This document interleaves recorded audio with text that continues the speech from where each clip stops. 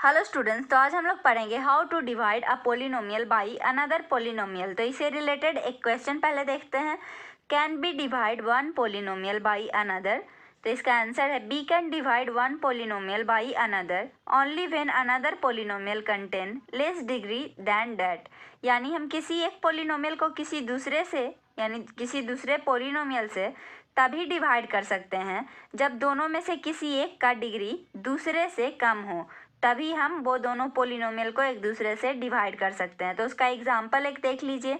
ये दोनों पोलिनोमियल है और इसका डिग्री इससे कम है, तो ये दोनों आपस में डिवाइड हो सकता है। और किस मेथड से ये दोनों आपस में डिवाइड हो सकता है? लॉन्ग डिवीज़न मेथड हम जिसे कहते हैं, डिवीज़न एल्गोरिथम। एल्गोरिथम मीन्स होता है रूल। तो देखिए, जैसा कि हम लोग नॉर्मली किसी भी नंबर को किसी नंबर से डिवाइड करते हैं, उसी तरह हम किसी पोलिनोमियल को किसी पोलिनोमियल से डिवाइड कर सकते हैं। लेकिन इसमें कंडीशन क्या है कि जो दोनों पोलिनोमियल है उसमें से किसी एक का डिग्री दूसरे से कम होना चाहिए। तो ये कंडीशन ज़रूरी है, ये कंडीशन होना ही चाहिए। तो आगे हम इसे समझने के लिए एग्जाम्पल नंबर 6 एनसीईआरटी का, उसे हम सॉल्व करेंगे स्टेप बाय स्टेप। उसका सारा स्टेप मैंने लिखा है, उसे मैं आपको रीड कर करके समझाऊंगी। और ये आपको पूरा कॉन्सेप्ट डिवीज़न एल्गोरिथम का या लॉन्ग डिवीज़न मेथड, या फिर कहें कि पोलिनोमियल को किसी दूसरे पोलिनोमियल से डिवाइड करने का मेथड, आपको बहुत ही अच्छे से समझ आ जाएगा। और ये आपको आगे के क्लास में भी काम देगा। ये बहुत ही एग्ज़ाम के लिए इम्पॉर्टेंट है, तो इसे अच्छे से पढ़िए और इसका पूरा वीडियो देखिए ताकि आपको ये पूरा अच्छे से समझ आए। तो देखिए एग्जाम्पल नंबर 6 एनसीईआरटी का, इसे रीड करते हैं। Divide P X by G X where px equal to X plus 3x square minus 1 and gx equal to 1 plus X. तो यहाँ पे बोल रहा है कि आपको px और gx दो पोलिनोमियल दिया हुआ है। तो सबसे पहले हम क्या चेक करते थे? सबसे पहले हम चेक करेंगे कि ये जो दोनों पोलिनोमियल है उसमें किसी एक का डिग्री दूसरे से कम है या नहीं है। तो देखिए, यहाँ पे इस पोलिनोमियल का डिग्री 1 है और यहाँ पे इस पोलिनोमियल का डिग्री 2 है, तो ये दोनों आपस में डिवाइड हो सकता है।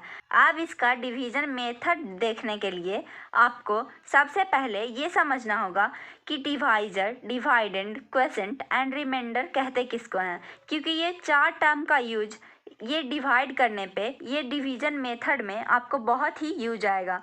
और जो मैंने आपको स्टेप लिख के दिखाया, जो कि एनसीईआरटी में सब स्टेप है, ये सब में भी बहुत ही यूज आएगा ये चार टर्म का। तो पहले इसे समझते हैं कि ये चार टर्म क्या है। तो देखिए, दो पोलिनोमियल को हम इस तरह से, जैसा कि लॉन्ग डिवीज़न करने पे हम किसी भी नंबर का इसी फॉर्म में लिखते हैं, वैसे ही पोलिनोमियल को डिवाइड करने में लॉन्ग डिवीज़न मेथड से इसी तरह से लिख देंगे। तो देखिए, जो यहाँ पे जो टर्म रहेगा उसे हम डिवाइजर कहेंगे, यहाँ पे रहेगा उसे डिवाइडेंड कहेंगे, यहाँ पे क्वोशिएंट एंड यहाँ पे रिमाइंडर। तो आप ये तो देख लिए कि यहाँ पे रहेगा उसे ये कहेंगे, ये कहेंगे। लेकिन इसका डेफिनीशन, इसे हम समझेंगे कैसे कि किस पोलिनोमियल को हम डिवाइजर कहेंगे, किसे डिवाइडेंड, किसे क्वोशिएंट एंड किसे रिमाइंडर। तो देखिए, जिस पोलिनोमियल से किसी दूसरे पोलिनोमियल को हम डिवाइड करेंगे उसे हम कहेंगे डिवाइजर। वो पोलिनोमियल जो खुद डिवाइड हो रहा है उसे हम कहेंगे डिवाइडेंड। और जो हमें लास्ट में पूरा पोलिनोमियल का लॉन्ग डिवीज़न मेथड को सॉल्व करने पे जो हमें लास्ट में बचेगा, जो भी मिलेगा, वो या तो जीरो हो या कोई पोलिनोमियल हो, कुछ भी हो, उसे हम क्या कहेंगे? रिमाइंडर। और क्वोशिएंट हम किसे कहेंगे? जब हम डिवाइडेंड को डिवाइजर से जब हम डिवाइड करेंगे तो जिस पोलिनोमियल का हम यूज करेंगे उसे डिवाइड करने में, उसे हम क्या कहेंगे? क्वोशिएंट कहेंगे। तो ये आपको चार टर्म पूरी अच्छी तरह से समझ आ गया होगा। अब हम इस लॉन्ग डिवीज़न मेथड का, किसी पोलिनोमियल को किसी दूसरे पोलिनोमियल से डिवाइड करने के मेथड का हम पूरा स्टेप जानेंगे। तो सबसे पहले स्टेप 1 में चलते हैं कि सबसे पहले हमें क्या करना है। तो इसे रीड कीजिए। We write the dividend x plus 3x square minus 1 and the divisor 1 plus X in the standard form, that is after arranging the terms in the descending order of their degrees. So the dividend is 3x square plus x minus 1 and divisor is x plus 1। तो ये step हमें क्या बोल रहा है? ये step हमें बोल रहा है कि आपको जो पोलिनोमियल दो दिया हुआ होगा उसमें ये ज़रूरी नहीं है कि जो पोलिनोमियल है उसका डिग्री यानी वो अरेंज करके दे आपको डिसेंडिंग ऑर्डर ऑफ डिग्रीज में। जैसे ये पोलिनोमियल आपको दिख रहा है, यहाँ पे देखिए, यहाँ पे x का डिग्री क्या है 1 है, यहाँ पे 2 है और यहाँ पे डिग्री है 0, तो ये डिसेंडिंग ऑर्डर में डिग्री तो नहीं है। तो जब भी आपको दिखे कि ये डिसेंडिंग ऑर्डर में नहीं है तो आप इसको रीअरेंज कर दें डिसेंडिंग ऑर्डर ऑफ डिग्रीज में। और ये भी आपको दिख रहा होगा यहाँ पे 0 यहाँ पे 1 है, तो ये तो असेंडिंग ऑर्डर है, लेकिन हमें क्या करना है डिसेंडिंग ऑर्डर में इसे रीअरेंज करना है। सबसे पहला स्टेप हमारा यही होगा। तो अगर हम इसे डिसेंडिंग ऑर्डर में रीअरेंज करेंगे तो इसके डिग्रीज को, तो हमें मिलेगा 3x² सबसे बड़ा, उसके बाद x, 2 के बाद 1, उसके बाद 0 होता है, तो 3x² प्लस x माइनस 1 ये हो जाएगा इस तरह से अरेंज, और फिर ये क्या हो जाएगा x प्लस 1 हो जाएगा। तो यहाँ पे यही ये पॉइंट बोल रहा है, ये स्टेप यही बोल रहा है कि आपको जो डिग्रीज है पोलिनोमियल का, दोनों पोलिनोमियल का, उसे आपको डिसेंडिंग ऑर्डर में रीअरेंज करना है। अगर नहीं रीअरेंज है तो, और अगर है तो वैसे ही छोड़ देना है। उसके बाद स्टेप 2 क्या कह रहा है देखिए, step 2, we divide the first term of the dividend by the first term of the divisor, that is b divide 3x² by x and get 3x. This gives us the first term of the quotient. Step 2 हमें बोल रहा है कि हमें क्या करना है, जो डिवाइडेंड का जो फर्स्ट टर्म है उसे हमें डिवाइजर का फर्स्ट टर्म से डिवाइड करना है, तो हमें क्वेसेंट का फर्स्ट टर्म मिल जाएगा। तो देखिए डिवाइडेंड का फर्स्ट टर्म था 3x², डिवाइजर का था x, तो इसे हम डिवाइड किए तो हमें मिल गया 3x। तो ये हो गया first term of the quiescent, जैसा कि यहाँ आपको दिख रहा होगा 3x यहाँ पे लिए, इसको इससे डिवाइड करने पे हमें क्वेसेंट का फर्स्ट टर्म मिल गया। अब इतना तो हो गया सेकंड स्टेप तक। अब देखिए थर्ड स्टेप में हमें क्या करने बोल रहा है, we multiply the divisor by the first term of the quotient and subtract this product from the dividend, that is b multiply x plus 1 by 3x and subtract the product 3x² plus 3x from the dividend 3x² plus x minus 1. This gives us the remainder as minus 2x minus 1. तो step 3 हमें यही करने बोल रहा है कि जो हम अभी क्वेसेंट का फर्स्ट टर्म निकाले, डिवाइडेंड का फर्स्ट टर्म को डिवाइजर का फर्स्ट टर्म से डिवाइड करके जो क्वेसेंट निकाले, उससे अब हमें डिवाइजर का टर्म, दोनों टर्म को मल्टीप्लाई करना है और डिवाइडेंड से उसे सब्ट्रैक्ट कर देना है। तो आइए करते हैं, देखिए कैसे किया जाता है। देखिए ये क्वेसेंट का फर्स्ट टर्म है, अब इसे हम डिवाइजर का दोनों टर्म से मल्टीप्लाई करेंगे।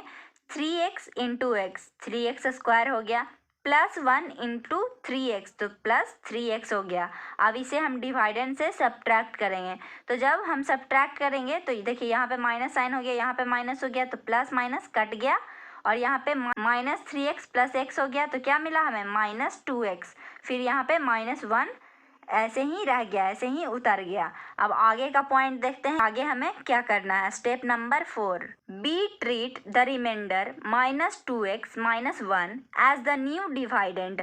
हमें क्या करना है, जो अभी निकला माइनस 2x माइनस 1, उसे हम न्यू डिवाइडेंड के रूप में ट्रीट करेंगे। The divisor remains the same, और डिवाइजर क्या होगा, x प्लस 1 वही सेम रहेगा।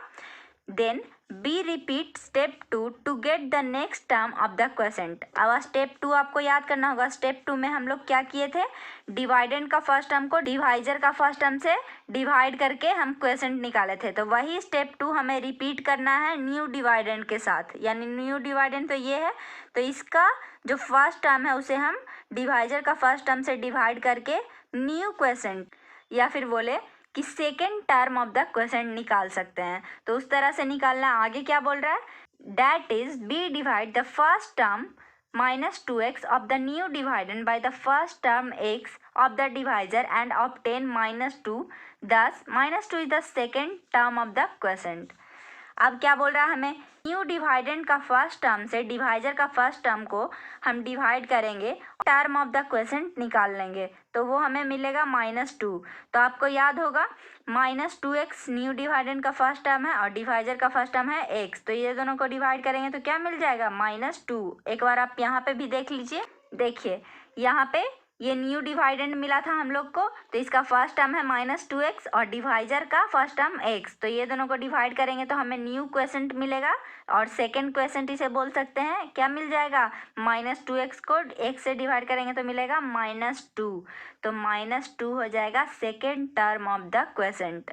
ये हो गया स्टेप नंबर 4। अब स्टेप नंबर 5 देखते हैं। स्टेप नंबर 5 में बोल रहा है we multiply the divisor by the second term of the quotient and subtract the product from the dividend, that is we multiply x plus 1 by -2 and subtract the product -2x -2 from the dividend -2x -1, this gives us 1 as the remainder. आप देखिए इसे समझते हैं, मैं आपको वहाँ पे करके ही समझा देती हूँ ये पूरा लाइन को। देखिए अब अगला स्टेप में हमें बोल रहा है जो हमें second term of the quiescent मिला उसे हम डिवाइजर से मल्टीप्लाई करेंगे। तो देखिए -2 को मल्टीप्लाई कीजिए डिवाइजर से x से, -2 इंटू एक्स, तो क्या हो जाएगा -2x। तो न्यू डिवाइडेंड से इसे हम सब्ट्रैक्ट करेंगे उसके बाद। तो देखिए यहाँ पे -2x हो जाएगा, -2 इंटू एक्स करेंगे तो -2x यहाँ पे लिख दिए। उसके बाद -2 इंटू +1 करेंगे तो मिलेगा -2। अब न्यू डिवाइडेंड से इसे हम सब्ट्रैक्ट करेंगे, तो सब्ट्रैक्ट करने पे क्या हो जाता था, साइन चेंज हो जाता था। तो यहाँ पे माइनस है तो यहाँ पे प्लस, यहाँ पे माइनस है तो यहाँ पे प्लस, तो प्लस माइनस ये कट गया। अब यहाँ पे 2 प्लस में है और 1 माइनस में, तो 2 - 1 क्या हो गया 1, तो हमें रिमाइंडर मिल गया 1। अब देखिए आगे क्या लिखा हुआ है स्टेप नंबर 6 में। Step number 6, thus the quotient in full is 3x - 2 and the remainder is 1। तो लास्टली हमें हमारा क्वेसेंट पूरा क्वेसेंट मिल गया क्या, 3x - 2 एंड द रिमाइंडर क्या मिल गया 1। तो यहाँ पे हमारा ये लॉन्ग डिवीज़न पूरा एंड हो गया। यही 6 स्टेप है इस लॉन्ग डिवीज़न का, या कोई भी पोलिनोमियल को किसी भी पोलिनोमियल से डिवाइड करने का, चाहे कितना भी लंबा टर्म का आपको पोलिनोमियल दिया हुआ हो। यही 6 स्टेप है जो कॉमन स्टेप है किसी भी पोलिनोमियल को किसी पोलिनोमियल से डिवाइड करने का। और उसमें क्या क्या कंडीशन हमें ध्यान में रखना है वो तो आपको मैंने बता ही दिया है। अब देखिए ये आप पहले के चैप्टर्स में पढ़े ही होंगे, किसी भी डिवीज़न को हम इस तरह से इस फॉर्म में लिखते हैं। तो ये जो हमने लॉन्ग डिवीज़न किया उसे इस फॉर्म में हम लिख सकते हैं, dividend equal to divisor into quotient plus remainder. तो डिवाइडेंड हमारा था 3x² प्लस x - 1, डिवाइजर था x प्लस 1, क्वेसेंट निकला 3x - 2 और रिमाइंडर निकला 1। तो यहाँ पे आपको फिर से वही कंडीशन जो मैंने आपको पहले बताया था वही कंडीशन यहाँ पे इस फॉर्म में लिखा हुआ है, इसे आप अच्छे से समझिए। देखिए, if px and gx are two polynomials such that degree of px greater than equal to degree of gx and gx not equal to 0, then we can find polynomial qx and rx such that px equal to gx into qx plus rx। तो देखिए हमारे पास दो polynomial होता है px और gx, जिसमें किसी एक का डिग्री बड़ा होना चाहिए। तो यहाँ पे दिया हुआ है कि px का डिग्री जो होगा वो बड़ा होगा या इक्वल होगा डिग्री ऑफ gx से, और gx नॉट इक्वल टू 0 होगा, तभी हम फाइंड कर सकते हैं qx और rx। तो यहाँ पे qx क्या है, यहाँ पे qx है क्वेसेंट और rx है रिमाइंडर। तो यहाँ पे बोल रहा है कि दो पोलिनोमियल को डिवाइड करके हम क्वेसेंट और रिमाइंडर उसका तभी निकाल सकते हैं जब px यानी एक पोलिनोमियल किसी दूसरे पोलिनोमियल से बड़ा या इक्वल हो, यानी px एक पोलिनोमियल है और gx एक पोलिनोमियल है। तो ये px है जो बड़ा और इक्वल होना चाहिए gx का, और gx नॉट इक्वल टू 0, तभी हम क्वेसेंट और रिमाइंडर किसी भी पोलिनोमियल का निकाल सकते हैं। सच डैट उसे इस तरह इस फॉर्म में रिप्रेजेंट कर सकते हैं, तभी ये फॉर्म सेटिस्फाई करेगा जब px बड़ा और इक्वल होगा gx के और gx नॉट इक्वल टू 0 होगा, तभी px equal to gx into qx plus rx होगा, जहाँ पे rx इक्वल टू 0 हो सकता है और जो डिग्री ऑफ rx होगा वो स्मॉलर देन होगा डिग्री ऑफ gx से। Here we see that px divided by gx gives qx and rx as remainder. px को हम gx से जब डिवाइड करेंगे तो हमें क्वेसेंट qx मिलेगा और रिमाइंडर rx मिलेगा। अब ये सारा जो भी लाइन आपको लिखा हुआ दिख रहा है, इसमें 3 पॉइंट बहुत ही इम्पॉर्टेंट है कि पोलिनोमियल 2 होगा, उसमें से एक पोलिनोमियल क्या px हमेशा बड़ा होगा या इक्वल होगा gx का। ये हो गया पहला पॉइंट। सेकेंड पॉइंट है कि gx है जो कभी भी जीरो नहीं होगा, कभी भी जीरो के इक्वल नहीं होगा।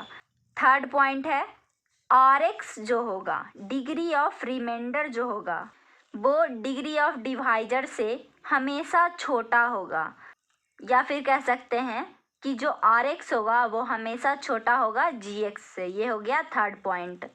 ये तीनों पॉइंट आपको याद रखना है। और ये भी आप याद रख सकते हैं कि रिमाइंडर कभी भी जीरो भी हो सकता है, कभी नॉन जीरो भी हो सकता है, लेकिन रिमाइंडर यानी rx कभी भी बड़ा नहीं होगा gx से यानी डिवाइजर से। तो यहाँ पे आपको किसी पोलिनोमियल को किसी दूसरे पोलिनोमियल से डिवाइड करने का सारा प्रोसेस, सारा स्टेप समझ आ गया होगा। यहाँ पे सारा स्टेप ख़त्म होता है, सारा प्रोसेस ख़त्म होता है। अब इससे रिलेटेड 2-3 और एग्जाम्पल मैं आपको अगले वीडियो में समझाऊंगी, उससे आपको ये और भी बहुत अच्छे से क्लियर हो जाएगा। और इसी बेसिस पे हमें रिमाइंडर थ्योरम पढ़ना है जो बहुत ही इम्पॉर्टेंट है। तो इस वीडियो को आप 2-3 बार अच्छे से रिवाइज करके देख लें, पूरा माइंड में बैठा लें और पूरा स्टेप अपने कॉपी में नोट कर लें। और अगर आप नोट करना नहीं चाहते हैं और आपको अगर नोट्स चाहिए इस वीडियो का, तो आप टेलीग्राम ग्रुप पे जुड़ जाए, उसका लिंक आपको डिस्क्रिप्शन में मिल जाएगा। और इसे बहुत ही अच्छे से पढ़ लें, तभी आपको रिमाइंडर थ्योरम का कॉन्सेप्ट बहुत ही अच्छे से समझ आने वाला है। तो इतना आप करके रखें। और अगर आपको ये वीडियो अच्छा लगा हो तो प्लीज़ इसे लाइक, शेयर एंड सब्सक्राइब ज़रूर करें। Thank you.